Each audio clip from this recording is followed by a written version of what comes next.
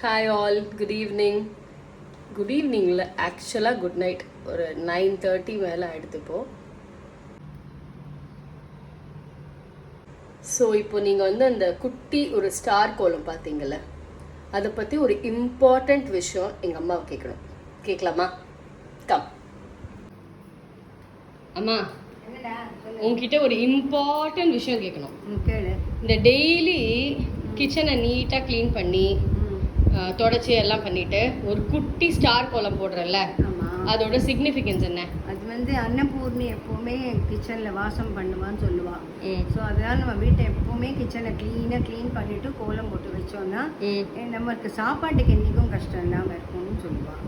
And இன்னொன்று என்னென்னா, அரிசி மாலாவால் கோலம் போடுறதுனால எறும்பெல்லாம் சாப்பிட்றதுக்கு ஒரு எறும்பெல்லாம் வந்து சாப்பிடும் இல்லையா, அதுகளுக்கு நம்ம ஃபீட் பண்ண மாதிரி இருக்கும். சூப்பர். Okay, thank you.